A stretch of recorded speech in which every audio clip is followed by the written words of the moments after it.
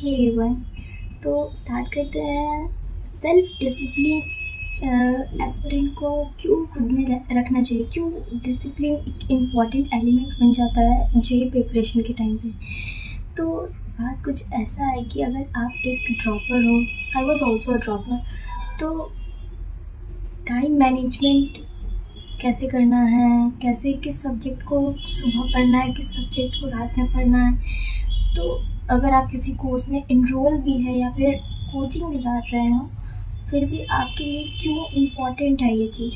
अगर कोचिंग जा रहे हो फिर उस चीज़ को रिवीजन नहीं कर रहे हो। अगर मैं 11th-12th में कोचिंग में थी और मेरे केमिस्ट्री में एक्चुअली मुझे काफ़ी इंटरेस्ट था। क्यों आया इंटरेस्ट, क्योंकि जब क्लासेस ख़त्म हो जाते थे तो मैं घर आकर स्पेशली इनऑर्गेनिक और फिजिकल में मेरा मोस्ट फेवरेट सब्जेक्ट हुआ करता था, क्योंकि उसके क्वेश्चन मेरे बन जाते थे। क्यों बनते थे, क्योंकि मैं आने के बाद रिविज़न करती थी, उसका क्वेश्चन प्रैक्टिस करती थी, उस टॉपिक पे डीपीपी सॉल्व करती थी।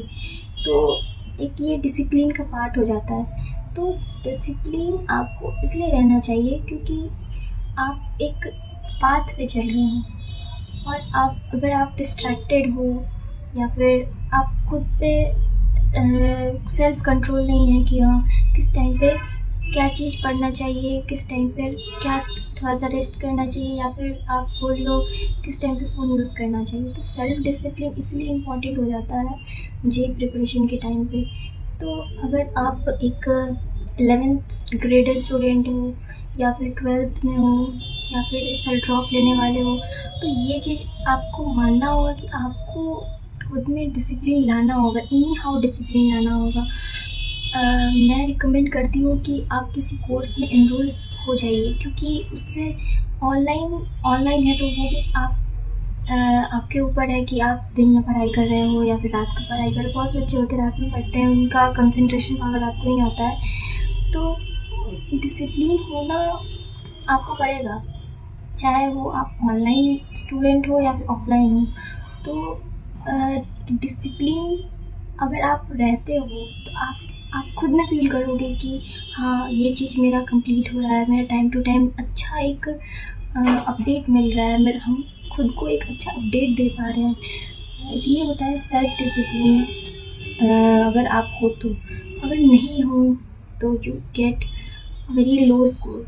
तो फील भी कर पाते होगे कि हाँ मेरे स्कोर क्यों नहीं बन रहे हैं, क्योंकि आप रिवीजन नहीं करते हो, आप अपना एक टाइम टेबल फिक्स नहीं करते हो, आप रोज़ अलग अलग टाइम पे उठ रहे हो, आप कोचिंग स्किप कर रहे हो, क्लासेस स्किप कर रहे हो। तो ये एक अच्छा साइन नहीं है जेईई एस्पिरेंट का। तो you should self focus, self discipline person to get a rank.